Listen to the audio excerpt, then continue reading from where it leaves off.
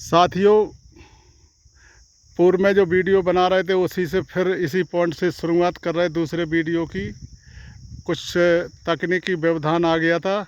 अब मैं आपको उस शिलालेख की ओर ले चल रहा हूँ जहाँ पर महान सम्राट अशोक की राज आज्ञा से उनके 256वां पड़ाव स्थल पर, जहाँ पर उन्होंने ठहर कर, यह एक उस समय का बड़ा महानगर का यह एक चौराहा था। उस समय इस चेदी प्रदेश, चेदी महाजनपद का नाम था, वर्तमान में जो बुंदेलखंड है। और अब मैं ले चल रहा हूँ इसी शिलालेख पर। यह शिलालेख की सुरक्षा के लिए लगभग 30 बाई 30 का RCC सेट मध्य प्रदेश सरकार के द्वारा बहुत साल पूर्व डलवाया गया था, जो जर्जर हालत में है। वह इस शिलालेख की सुरक्षा करने में किसी प्रकार का सक्षम नहीं महसूस हो रहा है। और आप देख रहे हैं, गूगल पे भी सर्च कर सकते हैं। यह पाली भाषा में अभी अंधेरा हो रहा है, इसलिए इसके अक्षर, लेकिन मैं हिंदी में अनुवाद में जो है यह मैं आपको पढ़वा दूंगा। हिंदी एवं अंग्रेजी में इसका अनुवाद है, जो मध्य प्रदेश पर्यटन विभाग द्वारा अनुवादित कर और लगाया गया है। यह इसकी सम्राट अशोक के पड़ाव स्थल के शिलालेख की दुर्दशा है। यह बहुत ही पवित्र भूमि है। देखो, बुद्ध को मानने वाले यह हमारे राधेलाल बुद्ध जी इस धरती को नमन कर रहे हैं। और स्वाभाविक भी है कि यहाँ पर कोई भी आता है तो उसका सर और विनम्रता से झुक जाती है। और अब मैं आपको ले चल रहा हूँ कि जो उस बलुआ पत्थर पर जो लिखा हुआ है वो दिखाई नहीं दे रहा है, पाली भाषा में है और मिट गया। साथियों, उसी का जो हिंदी का अनुवाद है, तो यह मैं उंगली से गुजर रहा लघु शिलालेख पाठ देवानी, जे पाली भाषा के शब्द हैं, लेकिन जो हिंदी में इसका अनुवाद फिर जे पाली भाषा का संस्कृत में अनुवाद किया गया और फिर संस्कृत का हिंदी में अनुवाद किया गया। तो ये अनुवाद है, देवाना एवं प्रिय अशोक राजा की यह विज्ञप्ति है। 2.5 वर्ष बीत गए हैं, उपासक था। मतलब भगवान बुद्ध की बताए हुए मार्ग पर चलकर सम्राट अशोक ने 2.5 वर्ष, यहाँ पर लिखा है कि 2.5 वर्ष बीत गए, उपासक के रूप में था, किंतु अधिक पराक्रम नहीं किया। 1.5 वर्ष हुए हैं मैंने संघ की शरण ली। उस समय भगवान सम्राट अशोक को 1.5 वर्ष हुए थे बुद्ध धर्म अपनाए हुए।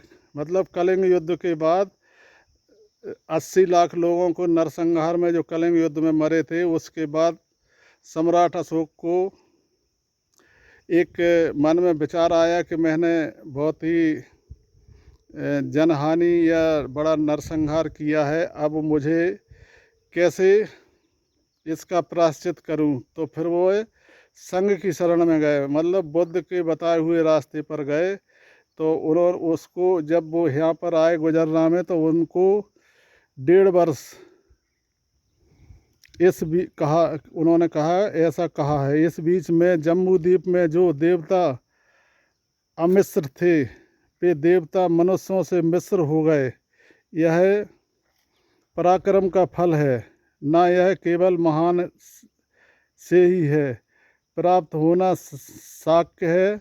पराक्रम करने वाले, धर्माचरण करने वाले और प्राणियों में संयम करने वाले शूद्र छोटे व्यक्ति से भी विपुल स्वर्ग प्राप्त करना शक्य है। अतः इस लेख का यह भाग नष्ट हो जाने से पठनीय नहीं है, मतलब पढ़ने योग्य नहीं है। आगे आपने देखा उस शिला में जो बीच में ऐसी दरार पड़ी हुई है, तो उससे वो पढ़ने में नहीं आता है। तो लेखक ने लिखा है कि यह पढ़ने योग्य नहीं है, नष्ट हो गया है।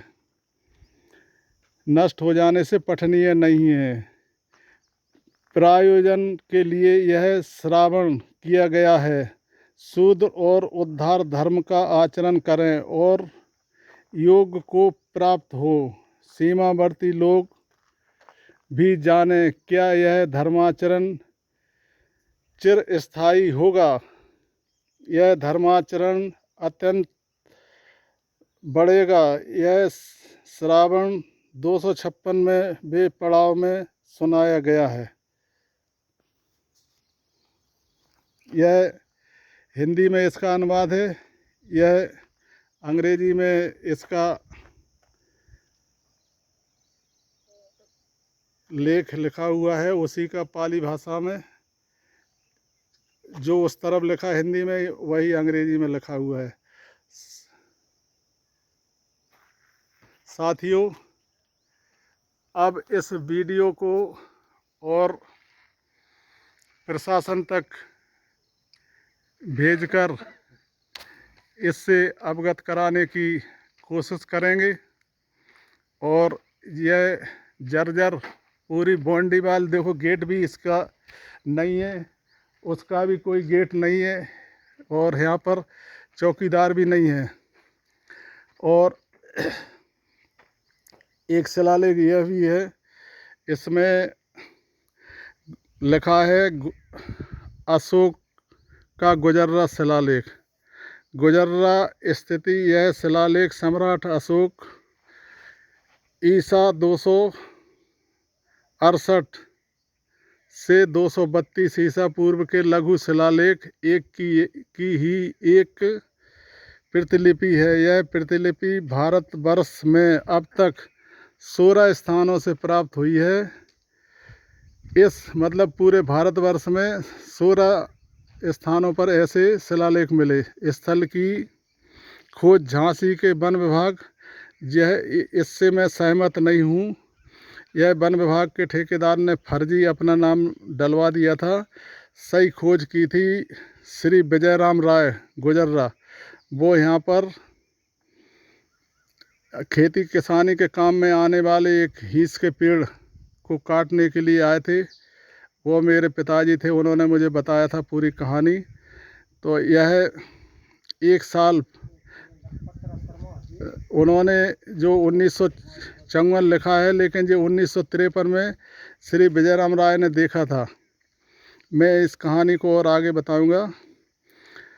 53 में आए तथा अपनी इस खोज की घोषणा उन्होंने मतलब यहाँ झूठ लिख दिया। उन्होंने पहले वो जो लालचंद शर्मा है, यह लालचंद शर्मा दफीनेबाज थे, जो गड़े हुए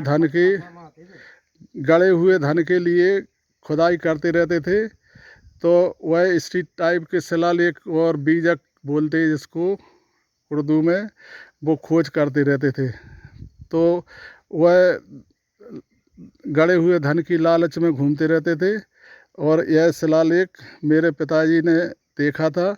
तो वो डरते थे, पढ़े लिखे नहीं थे, तो उन्होंने किसी को बताया नहीं है। लेकिन इसके बाद लालचंद शर्मा को पता चल गया कि विजयराम राय ने कोई शिलालेख देखा है। तो वो उनके घर पर पहुँचे और उन्होंने उनको समझाया कि हम किसी को नहीं बोलेंगे, ना तो मैं किसी प्रकार की कोई वो होगी सरकार में। फिर उन्होंने यह पहले तो यह कोशिश की कि इसके चारों तरफ खोज करवाई कि कहीं धन गड़ा हो। लेकिन फिर उन्होंने इसको वास्तविक चीज़ क्या है जानकारी उधर दी ग्वालियर में। तो ग्वालियर से फिर पाली भाषा पढ़ने वाले विद्वान लोग आए और उन्होंने इसका बताया कि यह धन का कोई यहाँ वो नहीं है, ये सम्राट अशोक का पड़ाव स्थल है। तो साथियों, इसमें इतिहास में उन्होंने नाम अपना लिखवा लिया। तबकि उनका इसमें कोई योगदान नहीं है। हमारे पिताजी का योगदान है इसमें। पिताजी आए थे खेती किसानी के काम में आने वाला हीस का जार काटने के लिए, टटिया बनाने को।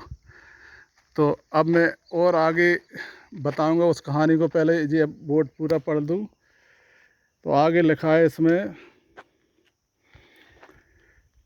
कि अब लेख में कुल 5 पंक्तियां हैं जिनकी लिपि जो पत्थर पर पाँच लाइन में लिखा है। मोरकालीन, ब्राह्मी तथा भाषा पाली प्राकृतिक है। जिस पहाड़ी पर यह शिलालेख उसे स्थानीय लोग सिद्धों की टोरिया कहते हैं। सिद्धों की टोरिया ये बगल में यह दिख रही है, यह एक स्थान है सिद्ध बाबा का, तो इस उस नाम से सिद्ध बाबा की टोरिया कहते हैं। और जिसका अर्थ है सिद्ध, अच्छे व्यक्ति का निवास स्थान। अशोक का यह अभिलेख इसलिए महत्वपूर्ण है क्योंकि यहाँ अशोक ने अपने नाम का प्रयोग अशोक राजा के रूप में किया है, जबकि अन्य अभिलेखों में अशोक ने अपने नाम के स्थान पर देवाना प्रियदर्शी का विरुद्ध उपनाम का प्रयोग किया है। इस शिलालेख में अपने विरुद्ध के साथ अशोक का नाम मिलने से यह स्पष्ट हो सका है कि पूरे भारतीय उपमहाद्वीप में जिस देवान प्रियदर्शी के अभिलेख मिल रहे हैं वह कोई और नहीं बल्कि मौर्य सम्राट अशोक हैं। अशोक के कई अभिलेख भारतीय उपमहाद्वीप से प्राप्त हो चुके हैं, जिसमें से केवल 4 स्थानों यथा दतिया मध्य प्रदेश, मस्की कर्नाटक, नित्तूर कर्नाटक व उदयगोलम कर्नाटक से ही अशोक का नाम मिलता है। यदि कि कर्नाटक में 3 स्थानों पर है और मध्य प्रदेश में 1 स्थान पर है। इस अभिलेख में भारतीय उपमहाद्वीप के लिए जम्बूद्वीप शब्द का प्रयोग किया गया है। यहाँ अशोक स्वयं को बौद्ध धर्म का अनुयायी बताता है तथा संघ के साथ 2.5 वर्ष